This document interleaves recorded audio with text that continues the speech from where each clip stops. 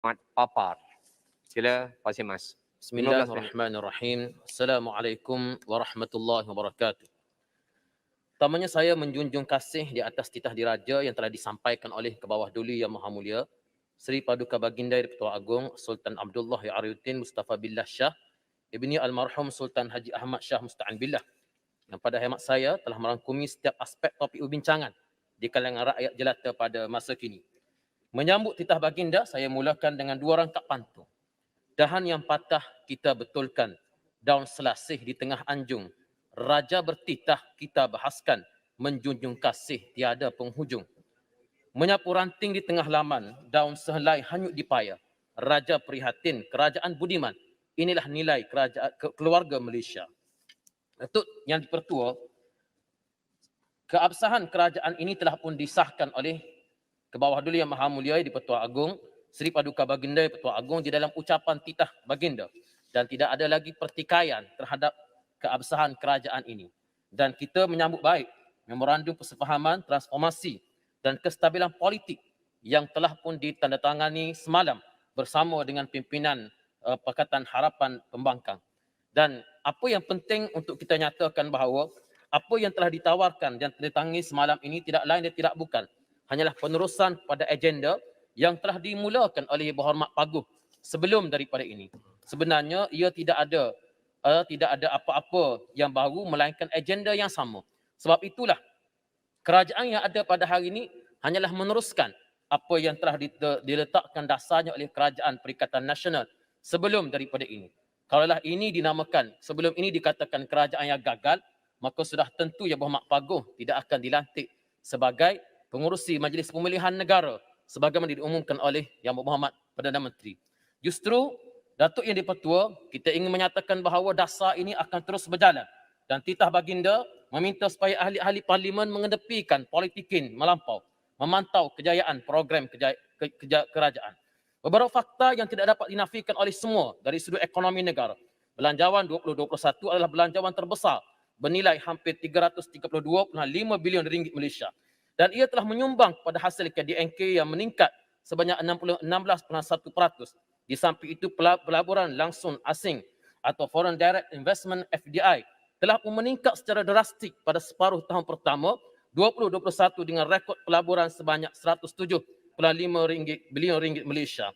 Dari sudut FDI, peningkatan sebanyak 220% telah pun dilihat pada separuh tahun pertama 2021. Perkara ini perlu dibanggakan bukan sekadar dari sudut pelaburan, tetapi dari sudut rakyat juga menikmati kesan baik, iaitu anggaran 45,000 peluang pekerjaan telah pun disediakan hasil pelaburan tersebut. Namun dalam skala lebih besar, secara jujurnya, adakah perkara ini cukup untuk kerajaan memperkasa atau memberikan jumpstart ke atas keadaan ekonomi negara? Hakikat data makroekonomi ini mungkin tidak mampu melambangkan semua keadaan sektor perniagaan dan rakyat di peringkat lapangan. Realitinya, angka kita melihat semakin naik, tetapi rakyat secara realitinya di sana, peluang pekerjaan yang semakin bermasalah dan rakyat yang semakin berdepan dengan isu yang hilang pekerjaan dan isu-isu yang menghimpit kehidupan mereka. Dalam peningkatan, justru saya mencadangkan supaya program strategik memperkasa rakyat dan ekonomi pemberkasa, Pelan Pemulihan Negara dan Belanjawan 2022 perlu diselarikan dan disusun kembali keutamaan bagi memperkasakan kembali ekonomi Malaysia. Sebagaimana dari sudut vaksinasi, bantuan vaksinasi diberikan keutamaan kepada mereka yang berisiko tinggi. Saya suka untuk memberikan respon kepada ucapan Pak Dixon sebentar tadi, yang berulang kali menyatakan bahawa Kelantan mempunyai angka vaksinasi yang rendah. Ya, kita akui, di atas kertas Kelantan mungkin di antara angka yang terendah. Tetapi perlu untuk dinyatakan secara jujur bahawa lebih kurang 20% dari mereka yang beralamat di Kelantan, mereka sedang berada di Lembah Kelang pada hari ini. Sebab itu kalau kita tengok bagaimana angka vaksinasi di Lembah Kelang, lebih 100%. Daripada mana datangnya lebih 100% ini? Daripada mereka yang beralamat di luar Lembah Kelang tetapi berada di Lembah Kelang, dan di antaranya ialah rakyat Kelantan. Mengikut data undi, lebih kurang 20% rakyat Kelantan berada di luar daripada Kelantan. Namun itu tidak menafikan bahawa angka vaksinasi di Kelantan masih merupakan angka yang rendah. Antara faktornya ialah permohonan Kelantan untuk mendapatkan dos vaksin tidak dilayan atau tidak dipenuhi sepenuhnya oleh Kementerian Kesihatan dan MOSTI, sehingga September 2021 barulah kita diberikan lebihan daripada apa yang diterima oleh Lembah Kelang. Saya suka menyambut persoalan daripada Port Dickson, kenapa Kelantan diberikan vaksin, dos vaksin ini lewat daripada negeri-negeri lain? Sedangkan inilah tempatnya berlakunya banjir yang memerlukan vaksin yang segera. Dan hari ini, alhamdulillah kita ucapkan terima kasih, kerajaan berikan perhatian kepada Kelantan dengan memberikan dos vaksin setelah angka-angka ataupun setelah lokasi-lokasi lain telah pun divaksin sepenuhnya, terutama di Lembah Kelang. Begitu juga dengan apa yang telah disebut oleh Kota Raja sebentar tadi. Saya asyik mendengar ucapan Kota Raja tadi. Kalau saya tak melihat topeng mukanya berwarna oranye, saya sangka Kota Raja masih berada bersama-sama saya dalam parti yang sama. Tetapi suka untuk saya ingatkan, kalau sebut soal Mercedes pun, bukan setakat Kelantan beli Mercedes, Pulau Pinang pun beli juga Mercedes. Saya bukan nak menghalalkan apa disebut Mercedes atau tidak. Tetapi dalam kita menyindir itu, janganlah terpecik, terpukul air di dulang, terpercik di muka sendiri. Datuk Yang di-Pertua, antara bantuan yang perlu diambil cakna oleh kerajaan juga adalah jenis bantuan yang diberikan perlulah lebih utama mampu menggalakkan perbelanjaan dalam aktiviti masyarakat. Perkara ini penting agar bantuan yang diberikan oleh kerajaan dapat terus digunakan untuk produktiviti negara melalui perbelanjaan rakyat dan sektor perniagaan. Keutamaan negara kini adalah untuk memastikan lebih banyak berlaku perbelanjaan. Oleh itu, saya percaya kerajaan perlu membuka ruang seluas-luasnya konsultansi bersama dengan pakar akademik dan profesional. Usaha membantu negara adalah usaha bersama. Dan saya percaya ramai pakar akademik di luar sana yang mampu mengembalin tenaga memberikan konsultansi mereka terhadap keadaan ekonomi negara. Krisis COVID-19 jelas memberikan pandangan baru bahawa struktur ekonomi negara dan kelompoman yang ada dalam mentadbir negara. Ada syarikat terpaksa tutup, rakyat terpaksa merana, ada juga yang masih bergantung sepenuhnya dengan bantuan daripada kerajaan yang tidak cukup-cukup. Struktur ekonomi ini memerlukan pengkajian semula dan saya percaya ada polisi ekonomi negara yang memerlukan pengubahsuaian akibat daripada COVID-19, terutama sektor perbankan yang masih menjana keuntungan berbilion ringgit, mungkin memerlukan kepada windfall tax ketika berlakunya krisis seperti ini. Datuk Yang di-Pertua, saya juga ingin merakamkan tahniah kepada seluruh frontliner menyambung ucapan titah Seri Paduka Baginda Tuan Agong yang menzahirkan ucapan yang tidak terhingga, penghargaan yang tidak terhingga kepada semua petugas barisan hadapan yang telah berkhidmat dengan penuh dedikasi sepanjang tempoh pandemik COVID-19. Kerajaan telah melanjarkan 862.47 juta ringgit Malaysia bagi allowance khas barisan hadapan yang telah disalurkan kepada doktor, jururawat dan kaki tangan perubatan setakat 23 Julai 2021. Allowance khas ini juga dipanjangkan kepada anggota tentera, polis, kastam, imigresen, bomba, anggota pertahanan awam serta anggota Jabatan Sukarela Negara rela yang terbabit secara langsung dalam melaksanakan perintah kawalan pergerakan. Termasuk di antara frontliner yang membantu rakyat ini ialah NGO dan juga sayap-sayap parti yang ada. Contohnya Jabatan Amal Malaysia. Saya bangun di sini untuk merakamkan tahniah khusus kepada Jabatan Amal Malaysia yang telah mempamerkan khidmat cemerlang sehingga hari ini terlibat di dalam pengurusan jenazah yang mati akibat daripada COVID-19 dan dijerai baru-baru ini terlibat membantu sepenuhnya. Pada hari yang kedua berlaku tragedi kepala air, Jabatan Amal Malaysia telah turun untuk membantu mangsa dan mereka ini sanggup naik ke atas bukit, bawa pipe yang berukuran besar naik ke atas bukit, solat di atas batu walaupun ramai yang menyindir, tapi itulah tempat yang satu saja boleh solat pada masa itu. Saya kira mereka ini perlu untuk diberikan penghargaan yang sewajarnya oleh pihak kerajaan. Datuk Yang di-Pertua, banyak kena potong. Seterusnya Datuk Yang di-Pertua, saya juga ingin menyentuh berkenaan dengan beberapa aspek atau beberapa bidang kementerian yang lain. Antara lainnya ialah soal capaian internet di Kelantan. Datuk Yang di-Pertua, zaman PDPR ini menyaksikan bagaimana kita terlampau ke belakang dari sudut capaian internet. Rakyat saya di Pasir Mas dan juga di Kelantan, ada yang terpaksa berada di luar daripada rumah, berada di atas kubur. Datuk Yang di-Pertua, di Pasir Mas ini ada yang pelajar-pelajar yang keluar dari rumah tengah malam untuk nak dapatkan capaian internet. Saya ingin bertanya kepada Menteri KKM, orang baru, orang Kelantan juga, saya harap supaya tumpuan sepenuhnya dapat diberikan kepada Kelantan dalam isu capaian internet ini. Kerana saya dimaklumkan bahawa semenjak daripada jendela, program jendela telah pun diumumkan, pembinaan 77 menara baru. Ini sasaran jendela. Tapi difahamkan telah disiapkan sebanyak 23 menara sahaja. 54 menara masih menunggu tawaran tender oleh SKMM. Apa masalahnya? Apa isunya? Menurut maklumat, tender ini juga lambat sejak tahun lalu lagi. Tahun lepas, tahun 2019, 2020 lagi. Tetapi masih belum lagi di-award. Masih belum lagi dianugerahkan. Kenapa?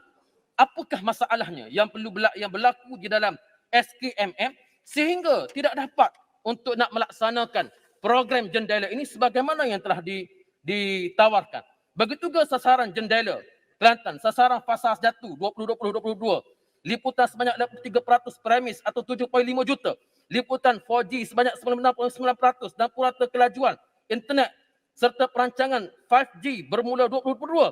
Tetapi realiti yang berlaku sehingga ke hari ini gerak kerja itu masih lagi perlahan. Saya ingin menyatakan kepada Menteri SKMM, Menteri yang terlibat daripada Muhammad daripada Ketereh, cabarannya ialah sebagai anak Kelantan. Mari kita pastikan bahawa Kelantan dalam masa setahun yang akan datang ini akan mendapat perkhidmatan internet yang sesuai dan memberikan khidmat yang terbaik kepada anak Kelantan. Alhamdulillah, saya kira saya terima kasih sebagai wakil daripada Kelantan, saya terima kasih kepada Yang Berhormat Perdana Menteri yang telah melantik 5 menteri penuh daripada anak Kelantan.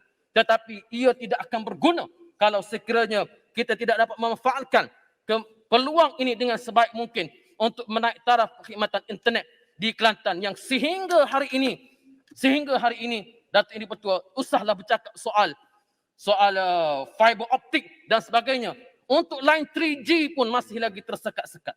Datuk Yang di-Pertua, kemudian yang berikutnya saya ingin bertanya berhubung dengan isu kenaikan harga ayam. Isu kenaikan harga ayam ini isu rakyat pada hari ini. Yang di-Pertua Agong menyatakan bahawa ahli parlimen perlu pantau program kerajaan. Hari ini ayam semakin mahal. Bukan setakat ayam mahal, harga binaan pun mahal, harga barang keperluan pun mahal. Mana nak letakkan muka kita nak berdepan dengan rakyat? Kita bercakap soal kebajikan rakyat. Mana puncanya harga ayam ni menjadi mahal? Mana puncanya? Datuk Yang di-Pertua, hari ini orang kerja tak ada, duit tak ada, tapi nak beli ayam pun bermasalah. Jadi di mana puncanya? Bila kita tanya kepada pihak yang berkenaan, mereka menuding jari. Penternak ayam, penjual ayam, mereka tuding jari pemborong ayam. Pemborong ayam tuding jari kepada penjual, penternak dan sebagainya. Penternak tuding jari kepada pengeluar dedak dan sebagainya. Maka jadilah kita cerita bangang bangang. Datuk Yang di-Pertua. Jadi oleh demikian, saya mahu supaya kementerian berkenaan, sama ada pertanian, MITI atau kementerian mana-mana berkenaan, mereka perlu jelaskan dalam Dewan Yang Mulia ini, apa yang menyebabkan kenaikan kos barangan yang melampau pada hari ini. Perlu untuk kita nyatakan bahawa kalaulah di sana adanya isu-isu yang melibatkan kartel, kita dimaklumkan ada. Allah alam, perlu penjelasan. Kalau ada isu melibatkan kartel berkenaan dengan dedak dan sebagainya, ini masanya untuk kita hapuskan segala kartel-kartel yang ada ini dan kita pastikan bahawa rakyat boleh memiliki harga barangan ini yang sesuai dengan mereka. Saya ucapkan berkenaan dengan pembangunan kawasan saya di Pasir Mas, saya ucapkan terima kasih kepada Menteri Kasar di atas progres pembinaan projek di Kampung Pohon Celagi di Pasir Mas. Satu progres yang cukup pantas. Tanah runtuh berlaku bulan Februari dan bulan Ogos semua rumah-rumah ataupun semua pemilik kepada kediaman 22 pemilik ini mereka telah mendapat pampasan daripada pihak kerajaan negeri hasil daripada bantuan daripada kerajaan pusat. Ini satu progres yang cukup pantas. Tetapi dalam masa yang sama suka untuk saya ingatkan bahawa gerak kerja ini perlu untuk terus berjalan. Dan dalam masa yang sama Pasir Mas ini berada di antara dua sungai, iaitu Sungai Kelantan dan Sungai Golok. Di tengah-tengahnya itulah Pasir Mas. Sungai Golok ni Datuk Yang di-Pertua dalam masa 2 bulan sahaja lagi pada adat katanya akan melimpahkan airnya dan akan menenggelami sebahagian daripada rakyat saya di Pasir Mas. Justru kita ingin bertanya bagaimana progres pembinaan jabatan banjir di Pasir Mas. Kepada Kementerian Luar Bandar, saya ingin tanya berapakah peruntukan yang telah diberikan kepada kawasan saya di Pasir Mas setakat Kerajaan Perikatan Nasional yang ditubuhkan. Kepada Menteri Agama, apa status RUU 355? Apa rundingan kerajaan dengan negeri-negeri untuk pembukaan masjid? Panggung dah dibuka. Ya, masjid ini berada di bawah kuasa negeri-negeri. Kita tahu. Tetapi kerajaan pusat juga harus berperanan untuk berunding dengan kerajaan negeri supaya tidak menjadi suatu isu yang ketinggalan jauh. Satu negeri dah buka, ikut kapasiti masjid sebagai contoh. Ada negeri membenarkan hanya beberapa orang sahaja. Satu perbezaan jauh, sedangkan dari sudut geografi hanya bersebelahan. Kerajaan negeri saya kira, kerajaan pusat, menteri yang ada, boleh berunding dengan negeri-negeri yang ada untuk kita bincang tentang isu bukan masjid. Apa status siasatan terhadap tabung haji? Menteri Undang-Undang kita nak tahu apa status siasatan kes Adib Kementerian kepada itu isu kematian anggota Bambu Allahyarham Adib. Kementerian Belia dan Sukan. Saya ingin tanya apa status permohonan saya untuk menaik taraf Ministerium Pasir Mas yang telah diluluskan oleh bekas Menteri Belia dan Sukan yang lepas. Apa langkah kerajaan bagi memastikan insiden kehilangan pinggan emas yang Syahidan Zulkifli baru-baru ini tidak berulang. Saya ucap tahniah kepada atlet Olimpik dan Paralimpik yang telah berjaya menggondol pinggan mereka di sukan, di acara masing-masing. Tetapi kadang-kadang ada yang telah kita berjaya, tetapi terlepas bagaimana isu yang berlaku pada Syahidan Zulkifli baru-baru ini. Menteri luar. Baik, Bi. Masih ada Bi minta tamatkan, Bi. Sila. Baik, on ke baik, sila. Ini sikit lagi. Baik. Baik, kepada Menteri Pendidikan, saya ingin tanya apakah meminta kaji semula polisi menteri berkeperluan murid berkeperluan khas yang terpaksa hadir secara fizikal, yang ini boleh menyebabkan menularnya lagi COVID-19, dan kepada Menteri Pengangkutan apa status isu pemandu mabuk yang semakin menjadi-jadi pada hari ini. Sekian, terima kasih.